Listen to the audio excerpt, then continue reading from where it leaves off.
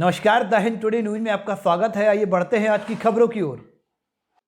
भिंड जिले में किसान वैसे ही खाद की किल्लत व आवारा गायों की समस्या से जूझ रहा था, तो वहीं प्राकृतिक आपदा ने भी अपना कहर बरसा दिया, जिसके चलते शनिवार की रात भारी बारिश व ओलावृष्टि से गरीब किसानों के मकान ढह गए व फसल पूरी तरह चौपट हो गई।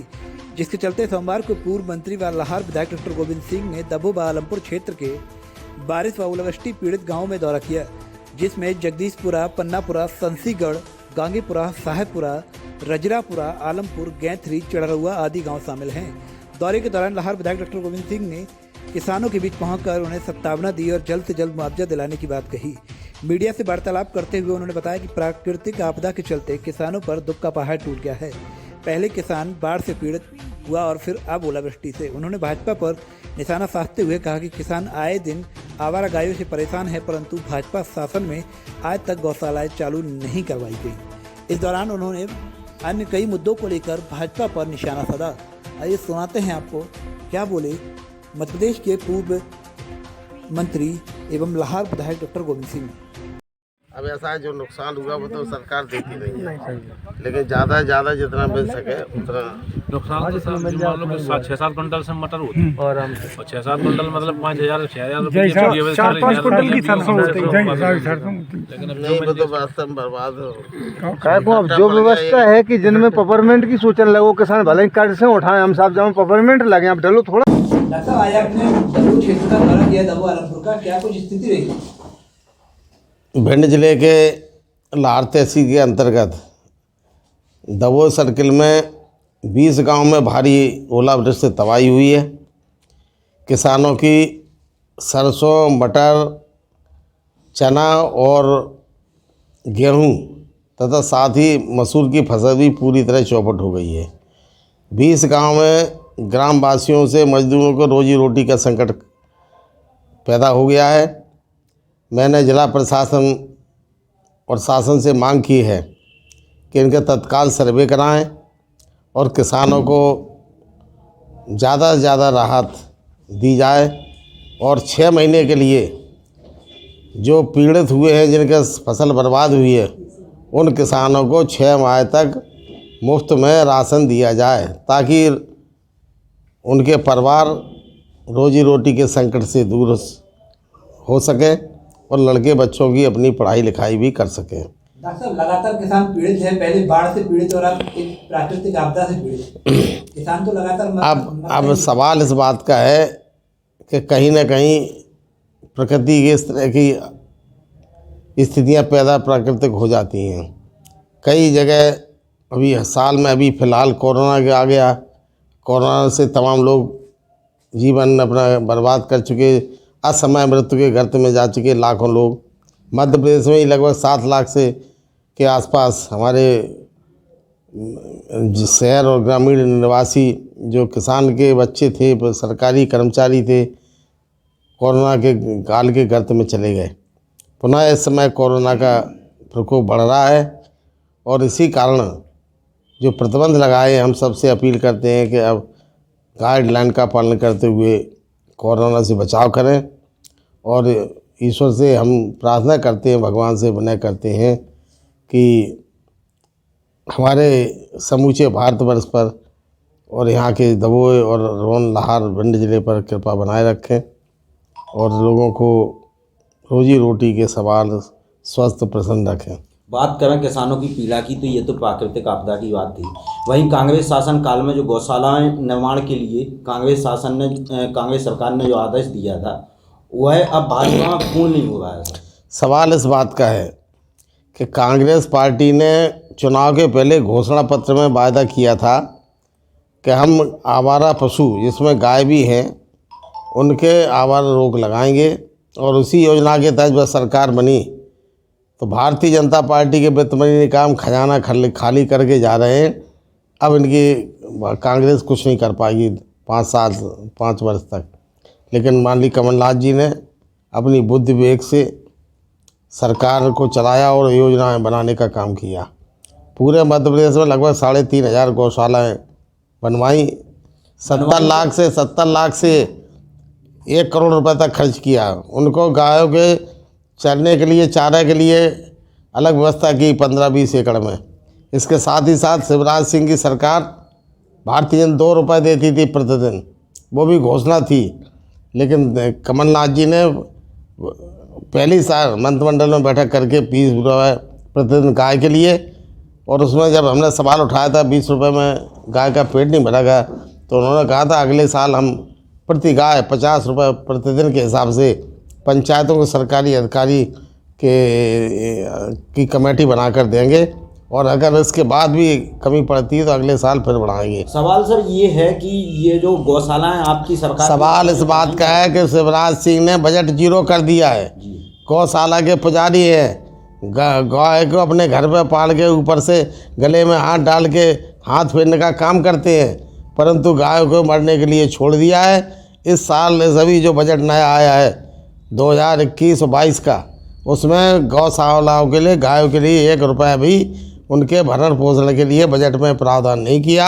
इसलिए हमारी गाय, गौ माता जिसको हम सब लोग कहते हैं, खासकर भाजपा ज़्यादा प्रचारित करती है, लेकिन उसने कभी कभी, अभी दतिया ज़िले में 2 महीने पहले गौशाला 3 मरी गाय, और तीनों गाय का जब पोस्टमार्टम हुआ तो पॉलीथीन 5-5, 10-10 किलो मिली, पॉलीथीन खाने से मर रही हैं।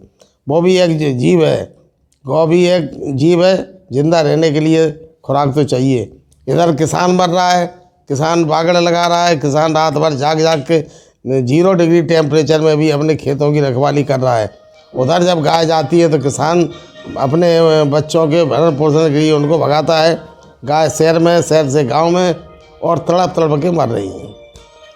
इस ये गौशालाएं जो चालू नहीं हो पाई हैं, जो चालू नहीं करने दे रही है भाजपा सरकार, नहीं, तो भाजपा सरकार चालू करने नहीं दे रही, ये बात नहीं। भाजपा सरकार जिस प्रकार कांग्रेस ने नीति बनाई थी, कमलनाथ जी ने, कि एसडीएम और ग्राम पंचायत का सरपंच दोनों के खाते में 50 रुपये प्रतिदिन चारे भूसा के लिए दिया जाएगा, और अगले साल जो कमी रहेगी, साल भर इसमें कमी रहती है, तो जन सहयोग से उनका भरण पोषण करें। अगले साल से जो भी खर्चा वैधानिक उनके भोजन पानी के लिए होगा, वो पूरा खर्चा अगले वर्ष बजट में 2021-22 में सरकार देगी। परंतु कुछ लोगों ने पार्टी के साथ धोखा करके सरकार गिरा दी, और आज वो लोग कांग्रेस पार्टी का विरोध कर रहे हैं, जो कहते थे कि शिवराज सिंह हत्यारा है, खून के हाथ सने हैं किसानों के, वो आके उनकी अब गुणगान करते हुए चल रहे हैं। भाजपा की 70% योजनाएं भ्रष्टाचार की भैंस चढ़ी हैं, क्या कहेंगे आप? अब जो तो ऐसा है, प्रधानमंत्री गल्ला जो दिया है वो किसानों को नहीं दिया जा रहा, ब्लैक में बेच जा रहा है, और सरकार ने आदेश दिया था कि जनवरी-फरवरी का इकट्ठा मिलेगा, लेकिन यहाँ एक ही महीना। सवाल इस बात का है, कांग्रेस ने करीब 50-55 साल राज किया। कांग्रेस का कार्यालय निजी नहीं बना कहीं। कांग्रेस के और भारतीय जनता पार्टी के कार्यालय, अस्पताल, स्कूल और व्यापारिक संस्थान वो जनता से पैसा लूट के बना रही हैं, और पूरे देश गरीबों का, जनता के खून पसीने के कमाई से लूटकर राष्ट्रीय स्वयंसेवक भाजपा अपने को मजबूत कर रही है। आर्थिक रूप से इतना मजबूत हो रही है ताकि पैसे के दम पर चुनाव जीता जा सके। वही तो बोल रहे हैं, 70% योजना भ्रष्टाचार में भैंस चढ़ी है इनकी योजना भाजपा की। जब बाप है, शिवराज सिंह जी ने जितने घोटाले हुए और लगातार उनके कार्यकाल में हुए,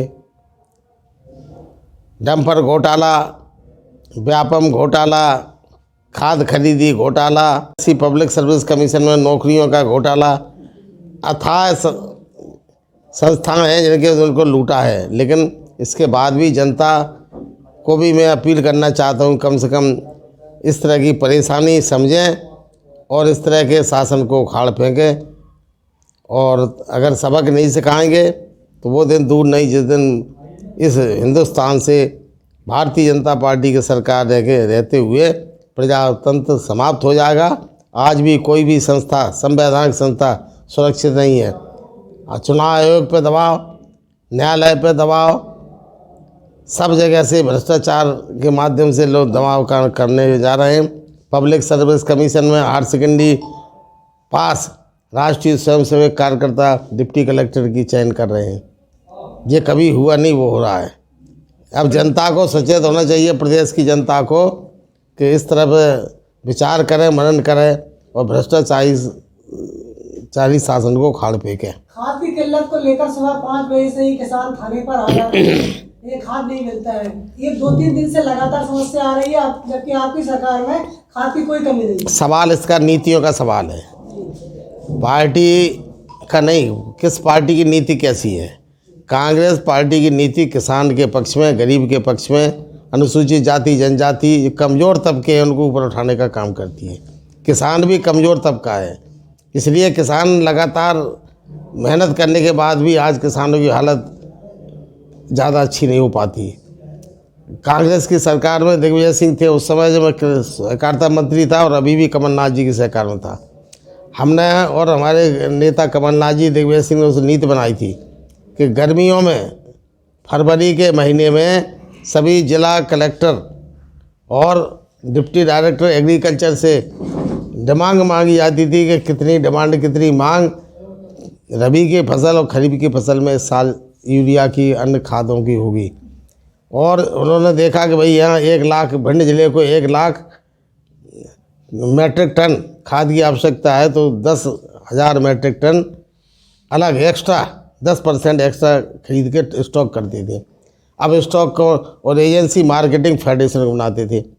इतना बड़ी मात्रा में करोड़ों रुपए का खाद मार्केटिंग में पूंजी होती थी। तो सरकार अपने खजाने से 3 महीने बैंक की गारंटी लेके 3 महीने का ब्याज सरकार देती थी मार्केटिंग फेडरेशन को। और जो गोदामों से सहकारी संस्थाओं के वो गोदाम, सरकारी गोडाउन, और उसके बाद अगर संस्थाएं प्राइवेट खाद रखने के लिए निजी गोदामों को किराए पर लेती तो उनका किराया भी सरकार देती थी। एक नीति ये बनाई थी। दूसरी नीति ये थी कि किसान जो सोसाइटियों में है, जो व्यापारी है, खाद बनाने वाली कंपनियां, उनको निर्देश था, आदेश था कि अगर 100 बोरी बनाओगे तो 80 बोरी आपको सोसाइटियों को किसान के लिए देना पड़ेगी। 20% बोरियाँ, 20% खाद आप व्यापारी को देंगे। जैसे ही भारतीय जनता पार्टी की सरकार बनती है, लगातार व्यापारियों से चंदा वसूल करते हैं। आज भी 80 और 85% खाद के व्यापारी भारतीय जनता पार्टी के हैं, जो भारतीय जनता पार्टी को चंदा देते हैं। और उसके बाद करोड़ों रुपए चंदा लेकर Bharatiya Janata party free for all, मतलब बिल्कुल फ्री कर देती है, ताकि किसान व्यापारी पूरा पैसे खाद अपने गोदाम में स्टॉक कर लेते हैं और सोसाइटियों को गोदाम खाद नहीं मिल पाती। व्यापारियों द्वारा ब्लैक मार्केटिंग करने में सरकार सहयोग करती है। इसीलिए ये खाद की किल्लत है, खाद की कमी नहीं है। पूर्व से व्यवस्था न तो इन्होंने मार्केटिंग फेडरेशन को 3 महीने का ब्याज दिया, ना स्टॉक बना के नीति बनाई। इन नीतियों के कारण ये सब स्थिति पैदा हो रही है।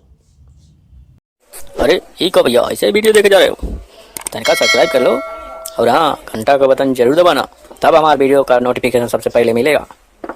यहाँ वहाँ का देखा था हम, तुम का ही कहा था, जल्दी दबाओ।